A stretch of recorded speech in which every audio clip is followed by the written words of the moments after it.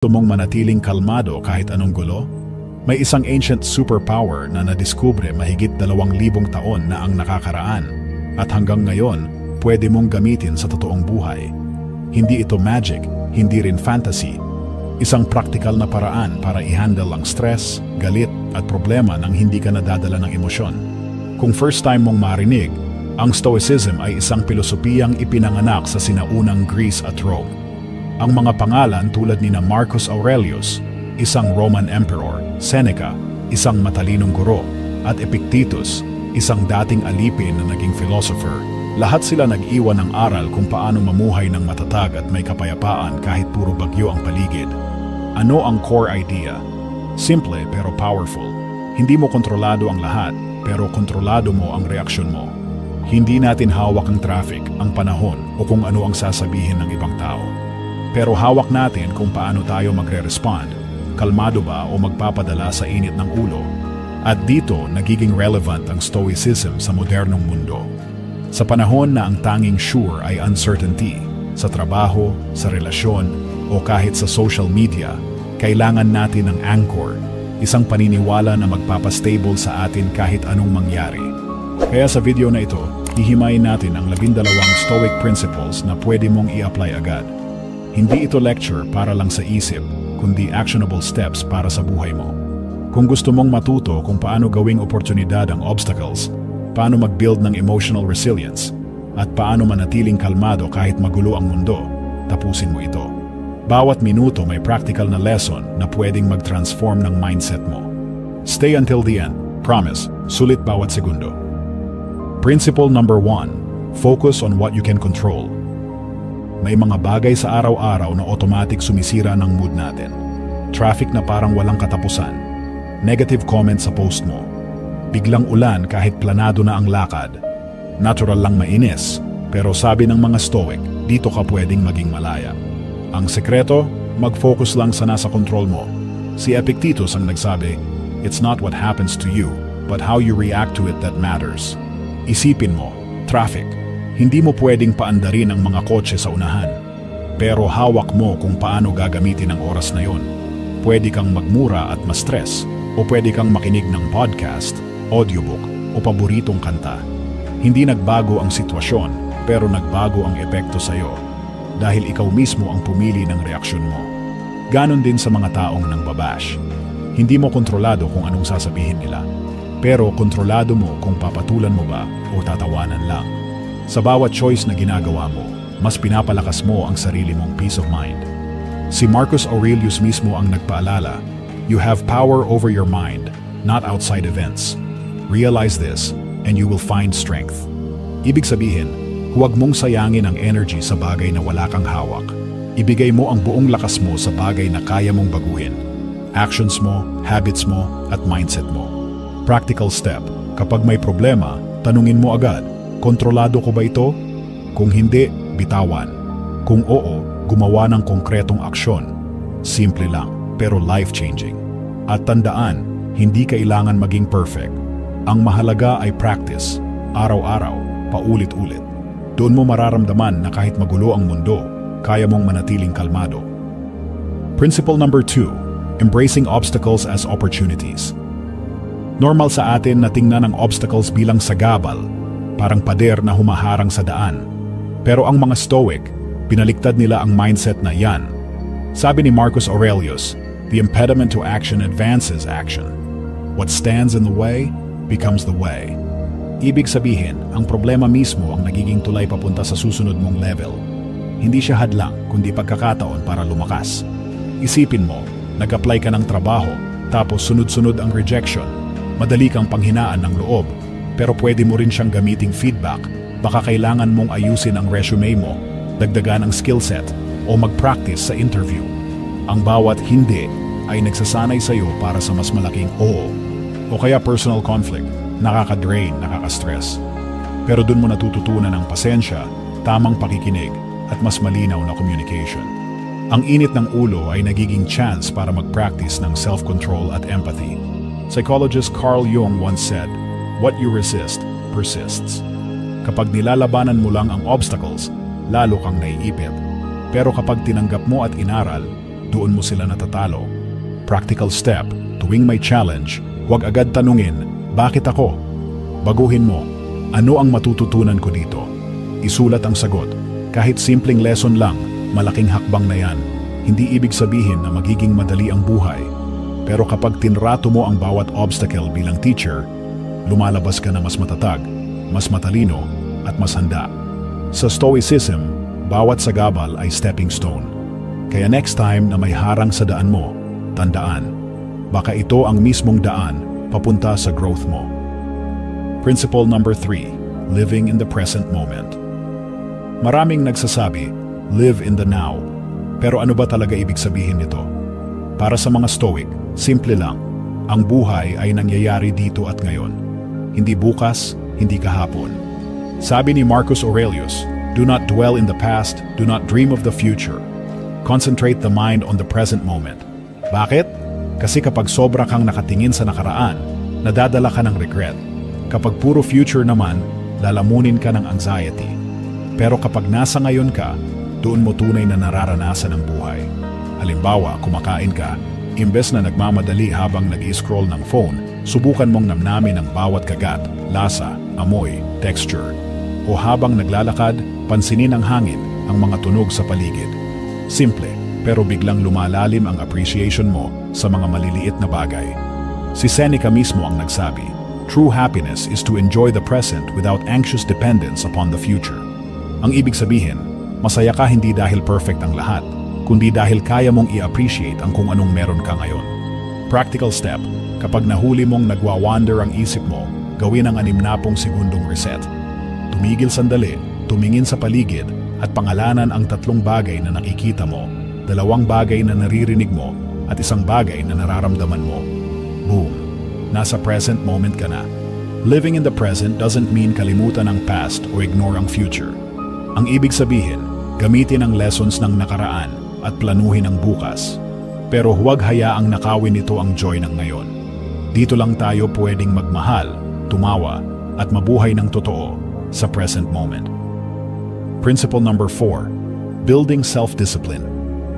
Kapag naririnig natin ang salitang disiplina, madalas iniisip natin boring na buhay, puro bawal, walang saya. Pero sa totoo lang, ayon sa mga Stoic, self-discipline ay tunay na kalayaan. Sabi ni Marcus Aurelius, you have power over your mind, not outside events. Realize this, and you will find strength. Ang ibig sabihin, hawak mo ang sarili mong isip at kilos, at dito nagsisimula ang tunay na lakas. Ang disiplina ay hindi tungkol sa pagpigil lang, kundi tungkol sa pagpili ng tama kahit mahirap. Halimbawa, may 2 option ka. Binge sa Netflix o tapusin ang project. Yung una mas madali, pero yung pangalawa mas aligned sa goals mo.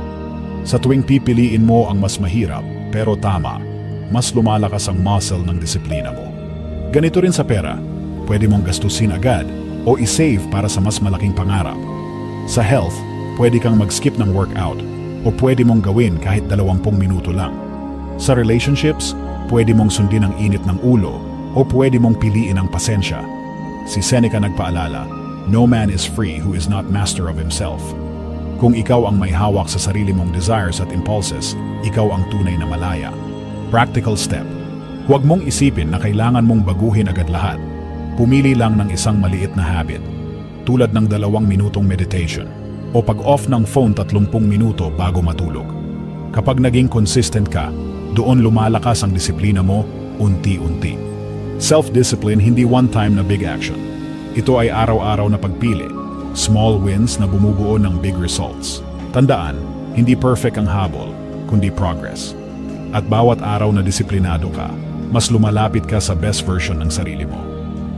Principle number 5, developing emotional resilience. Normal lang na makaramdam ng lungkot, galit, o inis dahil tao tayo. Pero ayon sa Stoics, hindi emosyon ang problema, kundi kung paano natin sila hinahawakan. Dito pumapasok ang tinatawag na emotional resilience, ang kakayahang manatiling matatag kahit bugbog ka ng feelings. Sabi ni Marcus Aurelius, you have power over your mind, not outside events. Realize this, and you will find strength. Ang lakas ay hindi sa pag-suppress ng emosyon, kundi sa pag-manage nito ng may wisdom. Isipin mo, may kaaway kang sumigaw sa'yo. Reflex mo ay sumigaw din pabalik. Pero kung kaya mong huminga, mag-pause at piliin ang tamang sagot, doon ka nagiging malakas. Hindi dahil wala kang naramdaman, kundi dahil ikaw ang boss ng reaksyon mo. Si Seneca nagsabi, difficulties strengthen the mind as labor does the body. Kaya bawat pagsubok, breakup, failure, conflict, parang workout ng kaluluwa. Masakit, oo, pero kapag kinaya mo, mas matatag ka next time. Practical step. Kapag malakas ang emosyon mo, gawin ang 3 hakbang na ito. 1. Feel. Kilalanin ang emosyon, galit ako. 2. Name. I-label ito. Ito ay frustration. 3. Reframe.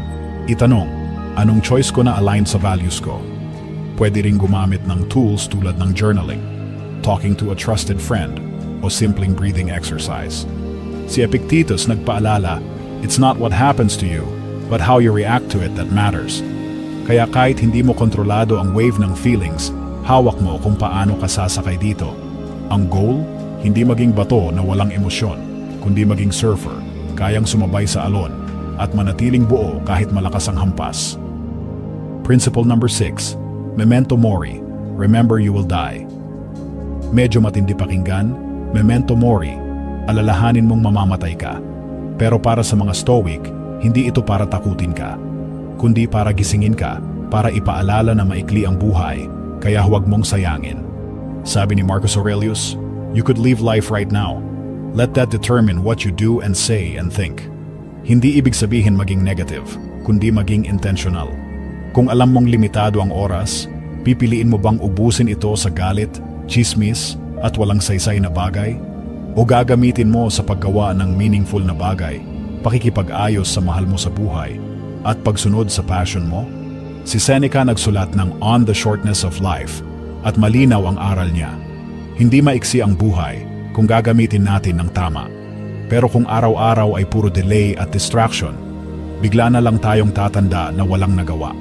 Practical step, gumawa ng maliit na daily ritual. Bago matulog, itanong, kung last day ko bukas, okay ba ang mga desisyon ko ngayon? Kung hindi, ayusin agad.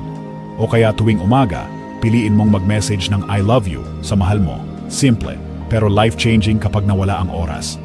Ang awareness sa kamatayan ay hindi sumpa. Isa itong regalo. Dahil kapag alam mong limited ang oras mo, mas magiging grateful ka sa maliliit na bagay. Init ng kape, tawanan ng kaibigan, yakap ng pamilya. Memento mori ay hindi tungkol sa pagkamatay, kundi tungkol sa pagtira ng buo. Para pagdating ng huling araw, masasabi mong, oo, nabuhay ako ng totoo. Principle number 7. Practicing gratitude. Ang dami nating hinahabol, pera, status, bagong gamit. Pero sabi ng mga Stoic, ang tunay na happiness hindi nanggagaling sa dami ng meron ka, kundi sa kakayahan mong i-appreciate ang meron ka ngayon. Sabi ni Marcus Aurelius, when you arise in the morning, think of what a precious privilege it is to be alive, to breathe, to think, to enjoy, to love. Simple lang pero powerful. Gumising ka na grateful sa mismong fact na buhay ka pa. Si Seneca nagbabala, kapag puro desire at comparison ang iniisip natin, hindi tayo kailanman masisiyahan. Pero kapag marunong tayong tumingin sa kamay natin at sabihing, sapat na ito, doon tayo nagiging kontento. Si Epictetus naman, tinuro na kahit anong sitwasyon, may pwede kang pasalamatan. Kahit hirap, may lesson. Kahit pain, may growth. Gratitude transforms problems into opportunities. Practical step, gawin itong daily habit. Bago matulog, isulat ang 3 bagay na thankful ka. Pwede kasing simple lang. Mainit na kape, mabuting kaibigan, o aral mula sa pagkakamali. Sa paglipas ng panahon, mare-rewire ang isip mo para mas makita ang maganda kaysa puro kulang. Pwede mo ring i-practice ang gratitude sa relationships. Kapag nag-thank you ka kahit sa maliit na bagay, lumalakas ang connection at mas nagiging magaan ang samahan. Ang bonus, sabi ng modern psychology, ang gratitude nagbabawas ng stress, nagpapahaba ng pasensya, at nagpapaganda ng tulog. Kaya literal na mas healthy ka kapag grateful ka. Tandaan, hindi happiness ang nagdadala ng gratitude. Gratitude ang nagdadala ng happiness. Kapag natuto kang magpasalamat sa maliit, biglang lalaki ang joy na nararamdaman mo sa araw-araw. Principle number 8. Focusing on personal excellence. Sa mundo ngayon, madali tayong ma-distract, Lagi tayong nakatingin kung ano ang meron ng iba. Pero sabi ng mga Stoic, huwag mong i-base ang value mo sa comparison. Ang tunay na sukatan ng buhay ay kung paano ka nag-e-effort na maging best version ng sarili mo. Sabi ni Marcus Aurelius, waste no more time arguing about what a good man should be.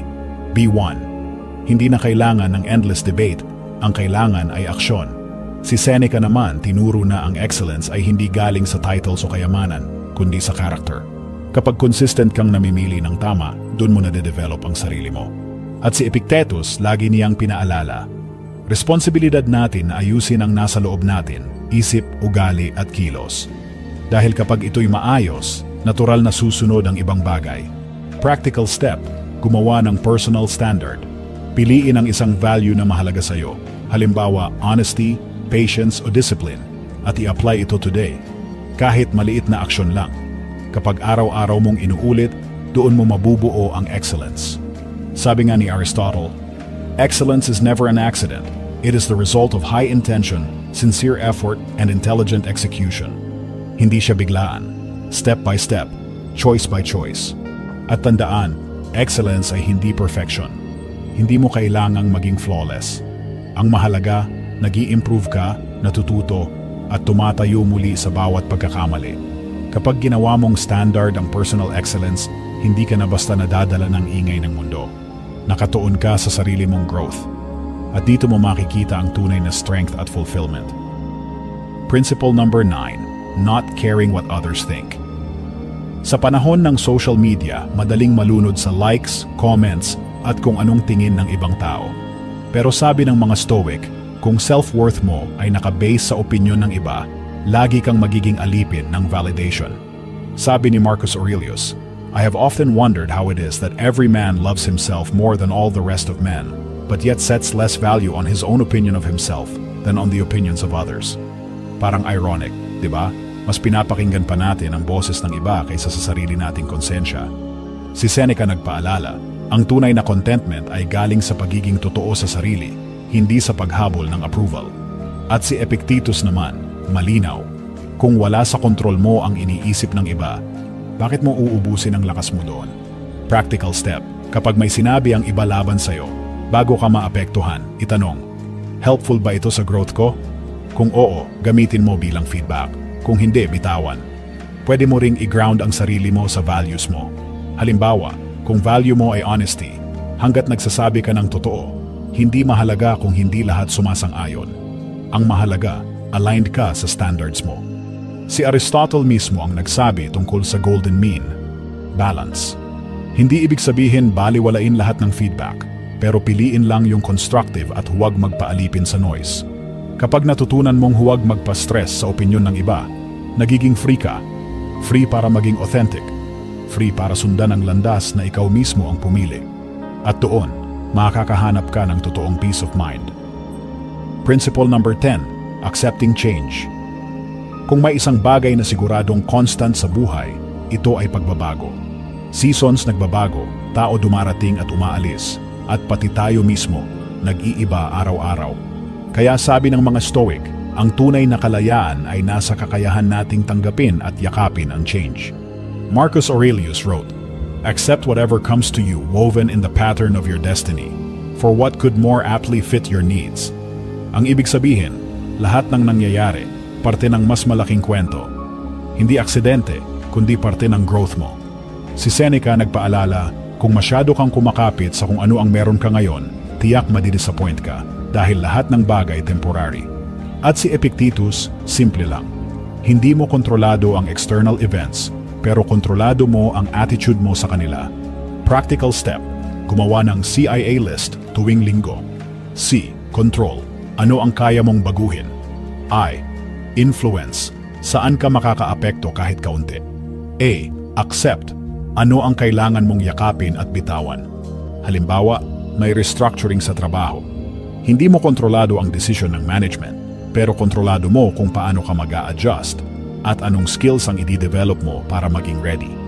Psychology Today confirms, kapag nakita mo ang change bilang opportunity, bumababa ang stress at tumataas ang resilience. Ang pagbabago ay hindi kalaban. Isa itong invitation para umusad. Kaya imbes na matakot sa dulo ng chapter, isipin mo, Baka simula lang ito ng mas magandang kwento. Tanggapin ang pagbabago. Yakapin ang flow. At tandaan, adaptability is strength. Principle number 11. Practicing compassion and empathy. Kung iisipin mo, lahat tayo may kanya-kanyang laban. May stress, may sakit, may pinagdadaanan. Kaya sabi ng mga Stoic, mahalagang ugaliin ang compassion at empathy dahil konektado ang buhay natin. Sabi ni Marcus Aurelius, what brings no benefit to the hive, brings none to the bee. Ibig sabihin, kung walang silbi sa community, walang silbi rin sa atin. Dahil bawat isa, parte ng iisang kabuuan. Si Seneca nagpaalala, kapag tumulong ka sa iba, tinutulungan mo rin ang sarili mo.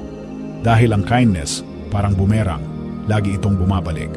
At si Epictetus, tinuro na lahat ng tao may dahilan sa mga kilos nila.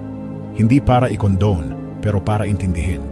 Kapag mas nauunawaan mo ang pinanggagalingan ng iba, mas kaunti ang galit, mas marami ang peace. Practical step, subukan mo ang golden minute listening. Kapag may kausap ka, maghintay ng 60 segundo bago mag-react. Makinig muna ng buo. Minsan, yun lang ang kailangan ng tao, marinig at ma-validate. Pwede ka ring gumawa ng maliit na kindness act araw-araw, simpleng smile, thank you, o pagtulong sa kapitbahay. Hindi mo alam, baka iyon na ang highlight ng araw nila. Modern psychology supports this.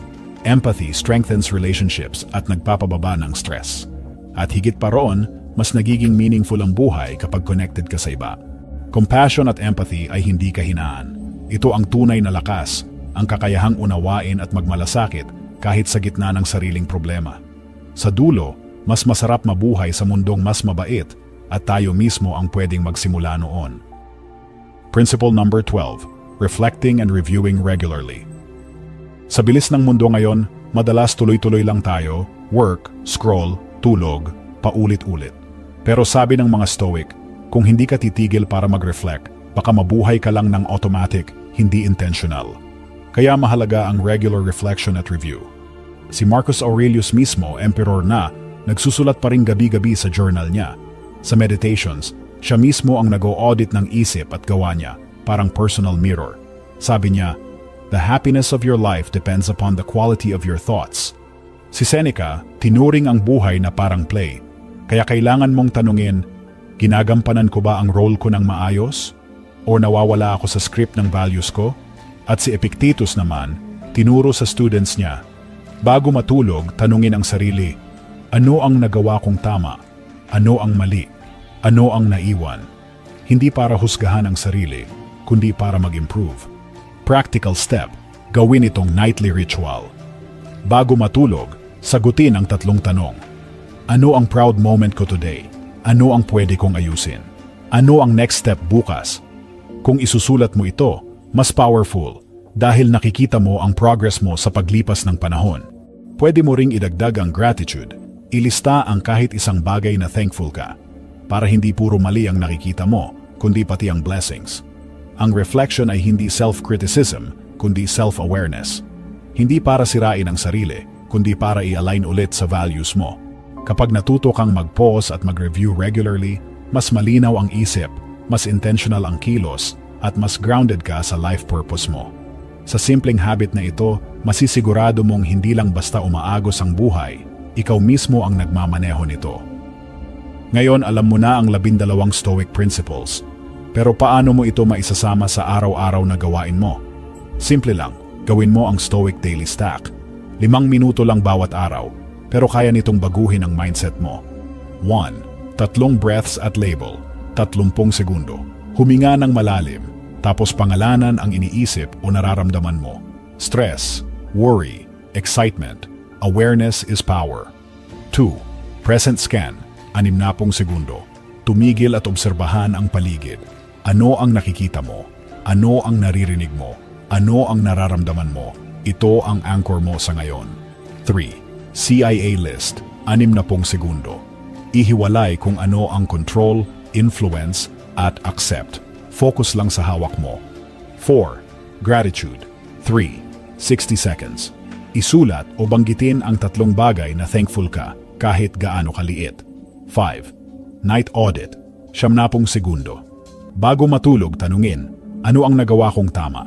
Ano ang pwede kong ayusin? Ano ang gagawin ko bukas? Kapag consistent mo itong ginawa, mararamdaman mo ang epekto. Mas kalmado ka, mas malinaw ang isip, at mas matatag sa harap ng problema.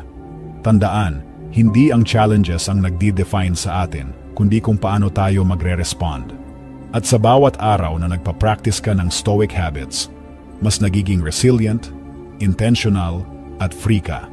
Kung handa kang subukan ang Stoic Daily Stack sa loob ng 7 araw, i-comment mo, I choose my response. Gusto kong makita kung sino ang committed na baguhin ang mindset nila. At kung gusto mo pang lumalim, i-check mo ang playlist na nasa screen, puno ng Stoic wisdom para mas lalo kang maging kalmado, malinaw, at matatag. Huwag mong hintayin ang perfect time. Start small. Start today. Dahil ang Stoicism ay hindi lang philosophy. Isa itong lifestyle na magdadala ng tunay na peace at purpose.